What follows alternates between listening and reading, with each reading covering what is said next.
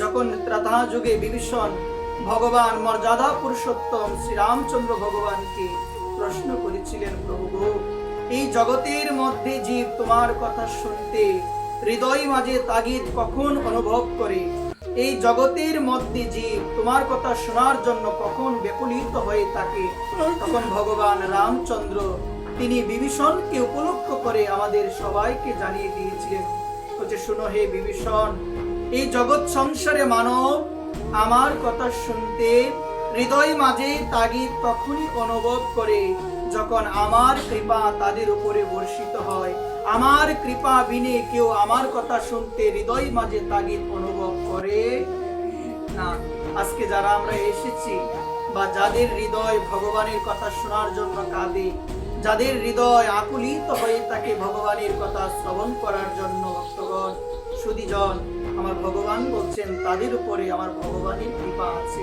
অন্যথায় ভগবানের কৃপা যদি না থাকতো, আন কথার মধ্যে আমি মজে থাকতাম, আন কথা বলতাম, আন কথা শ্রবণ করতাম, এই গোবিন্দের কথা শ্রবণের ভাগ্য আমার হতো না। এই জন্য মহাপ্রভু বলছেন গ্রাম্য কথা না কহিবে, গ্রাম্য কথা না শুনিবে। প্রভু বলছেন অপ্রয়োজনীয় কথা বলা যাবে না। যে জায়গার মধ্যে কৃষ্ণ সম্বন্ধীয় কোনো কথা হয় না, দেখি শুনুন মাগন, যে জায়গার মধ্যে ভক্ত সম্বন্ধীয় কৃষ্ণ সম্বন্ধীয় কোনো কথা আলোচনা হয় না, সেই জায়গার মধ্যে মহাজনগণ নিষেধ দিয়েছেন সেই জায়গায় যেন আমরা না যাই। সেই জায়গায় গেলে আমাদের ভক্তি নষ্ট হয়ে যাবে। এই জন্য বলছেন যার মুখে ভাই কৃষ্ণ কথা নাই তার কাছে তুমি যেও না। যার মুখ দেখলে তুমি ভুলে যাবে হরি, তার মুখ পানে তুমি চেয়েও না। এই জন্য মা, যে জায়গার মধ্যে গোবিন্দের কথা আলোচনা হয়, যে জায়গার মধ্যে আমার পরম করুণাময়ী প্রাণেশ্বরীর কথা আলোচনা হয়, সেই জায়গার মধ্যে যাওয়া প্রয়োজন। যে জায়গায় গেলে আমার হৃদয়ে ভক্তি বাড়বে, যে জায়গার মধ্যে গেলে হৃদয়ে আনন্দ আসবে। বর্তমান সময়ে আমরা ভাবি সুখ শান্তি আনন্দ তিনটা মনে হয় একই, কিন্তু দেখুন ভক্তগণ, আমরা ভগবানের কাছে কি চাইবো? সুখ চাইবো না শান্তি চাইবো না আনন্দ চাইবো? যদি আমরা মন থেকে শ্রদ্ধাযুক্ত ভাবে আমরা যখন ভাগবতীয় রস আস্বাদন করব, ভাগবতীয় কথা শ্রবণ করব, তখন আমরা বুঝতে পারবো জগতে ভগবানের কাছে সুখ চাইতে নাই মা, জগতে ভগবানের কাছে চাইতে হবে আনন্দ। কি চাইতে হবে সবাই বলেন? ভগবানের কাছে আনন্দ চাইতে হবে। সুখ হলো দেহের, সুখ কিসের গো মা? সুখ হলো দেহের, শান্তি হলো মনে, আর আনন্দ হলো আত্মার। আনন্দ কিসের সবাই বলে? আনন্দ হলো আত্মার। এই জগতের মধ্যে আমরা তত্ত্ব ভালোভাবে না জেনে, আমরা ভক্ত সঙ্গ না করে আমরা সুখ চাই, কিন্তু আমরা এটা ভাবি না জগতের নিয়ম হলো সুখ চাইলে দুঃখ আসবে।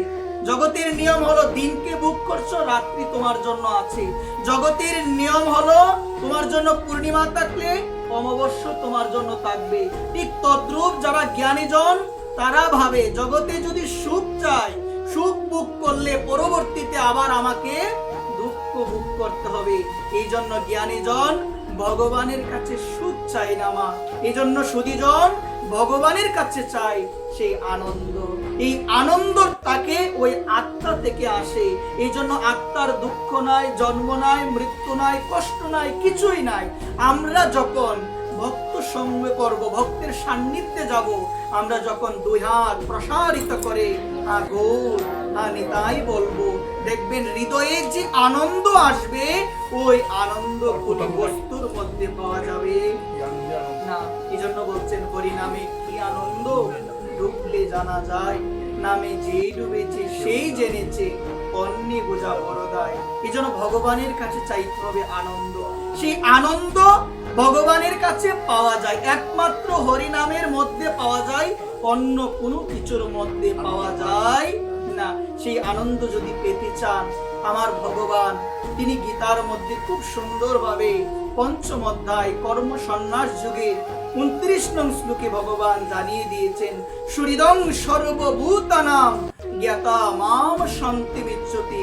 জগতের মধ্যে যদি আনন্দ, জগতের মধ্যে যদি পরা শান্তি, পরা শান্তি মানে হলো এর উপরে আর কোনো শান্তি নাই। পরা শান্তি মানে কি? এর উপরে আর কোনো শান্তি নাই। ভগবান তাই বলছেন, ওই পরার শান্তি যদি লাভ করতে চাও, সুহৃদং সর্বভূতানাং জ্ঞাতামাম শান্তিমিচ্ছতি। ভগবান হলো সুহৃদ, সুহৃদ মানে হলো ভগবান হলো নিকটের বন্ধু, ভগবান হলো পরম বান্ধব। যখন তুমি জ্ঞাতামাম, তুমি জানতে পারবে, শুধু মুখে বললে হবে না, হৃদয় থেকে মন থেকে যখন আমি জানতে পারবো যে আমার ভগবানই হলো আমার পরম বান্ধব, আমার কৃষ্ণই হলো পরম বান্ধব, তথাপি যখন এটা আমি তত্ত্বটা হৃদয় থেকে মানতে পারবো, জানতে পারবো যে ভগবান বিনে, কৃষ্ণ বিনে, রাধা রানী বিনে পরম বান্ধব আর কেউ নাই, আমি তখনই পরম শান্তি লাভ করতে পারবো। তাহলে কি তাই বলছেন অপূর্ব ভাবে ভগবান শান্তি চাই, শান্তি চাই। সবাই বলে শান্তি নাই গো, আজকে ভালো লাগছে না, অনেক সংসারের মধ্যে এত জ্বালা, এত কষ্ট, অথচ এতদিন যাবৎ গীতা শ্রবণ করলাম, অথচ গীতার মধ্যে ভগবান জানিয়ে দিয়েছেন শান্তি পেতে গেলে মনে গেঁথে নাও, সংসারে তোমার পরম বান্ধব কেউ নাই। শান্তি পেতে চাইলে জেনে যাও, সংসারে কেউ তোমার আপন নয়। শান্তি পেতে চাইলে তোমরা সবাই শুনো মন প্রাণ দিয়ে, শান্তি পেতে চাইলে, আনন্দ পেতে চাইলে তোমরা আমাকে বন্ধু বানাও, তোমরা জেনে রাখো আমি বিনে তোমাদের বান্ধব কেউ নাই, তাহলে তোমরা পরম শান্তি। অন্যথায় পরম শান্তি কখনোই পাবো না, কখনোই পাবো না। এই জন্য এই নামকে আশ্রয় করতে হবে, সর্বদা নামের মধ্যে ডুবে থাকতে হবে। প্রতিদিন মা দুইটা জিনিসকে আমাদের স্মরণ করা প্রয়োজন। প্রত্যেক দিন আমরা যেন মনে প্রাণে এই দুইটি জিনিসকে স্মরণ করতে পারি। প্রথম জিনিস হলো মৃত্যু। প্রথম কি সবাই বলেন, মৃত্যুকে স্মরণ করবেন, ভেবে দেখবেন জীবনে এমন একটা সময় আসবে যখন তোমার চোখ অনাদিকালের জন্য বন্ধ হয়ে যাবে, যখন তোমার চোখ অনাদিকালের জন্য বন্ধ হয়ে যাবে, আর সেই চোখ খুলবে না, আর খুলবে না। সেটাকে বলছেন মৃত্যু। জীবনে ওই মৃত্যুটা তোমার আসবে। তুমি যদি বড় নেতা হও, বড় রাজনীতিবিদ হও, কোটি টাকার মালিক হও, যদি প্রধানমন্ত্রীও হও, মৃত্যুর হাত থেকে আমরা কেউ বাঁচতে পারবো না, কেউ পারবো না। যত ধরনের চেষ্টাই করো না কেন, ডাক্তার বলো, যেই বলো না কেন, কেউ আমাদের মৃত্যুর হাত থেকে বাঁচাতে পারবে না। ওই জন্যই বলছেন যদি আসে ডাক্তার, কি করবে ডাক্তার? যখন তোমার ওই মৃত্যুর ডাক আসবে, ডাক্তার তোমাকে বাঁচাতে পারবে না। ওই মৃত্যুকে স্মরণ করা প্রয়োজন। যে ব্যক্তি প্রত্যেক দিন মৃত্যুকে স্মরণ করবে, জড়জাগতিক বিষয় বাসনার প্রতি তার মন কখনো প্রবেশ করবে না। তার মনে থাকবে কি ভাব জানো, আমি তো একদিন চলেই যাব, যখন আমি চলেই যাব পরকালের জন্য আমি কিছু সঞ্চয় করে যাই। ওই পরকালের জন্য সঞ্চয় হলো ভক্তের চরণধুলি মাথায় গ্রহণ করা। সেই পরকালের জন্য সঞ্চয় হলো হরিনামকে আশ্রয় করা। টাকা পয়সা কিছুই যাবে না।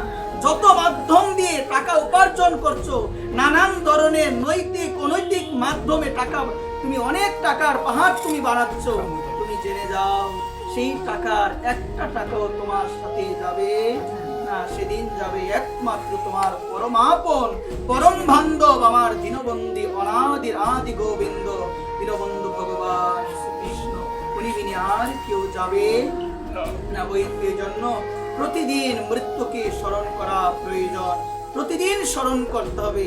তারপরে বলছেন প্রতিদিন হরিনাম করতে হবে। হরিনাম ছাড়া থাকা যাবে। মনে রাখবেন সাক্ষাৎ ভগবানই হলো কলিযুগের মধ্যে হরিনাম।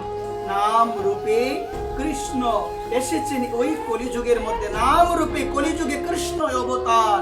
নাম হইতেই হয় সর্বজগৎ নিস্তার। যে ব্যক্তি নামকে আশ্রয় করবে, আশ্রয় লয়া ভজে কৃষ্ণ, তারে কৃষ্ণ নাহিতে যে আর সব মরে অকারণে।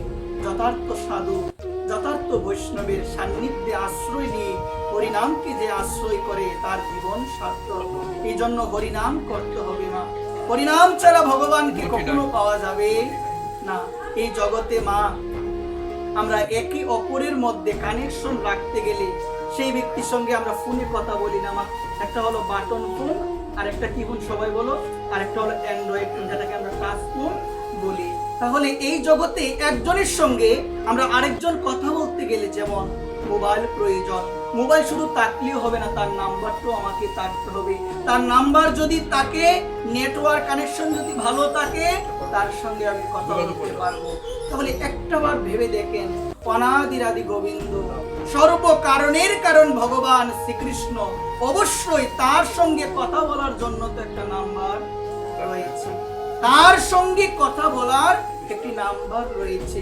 এখন আমরা কি একটাবার ভেবেছি ওই যে ভগবান আমার পরম আপন দীনবন্ধু ব্রজেন্দ্র নন্দন ভগবান শ্রীকৃষ্ণ, তার সঙ্গে যে আমি কথা বলবো সেই নাম্বারটা কি গো?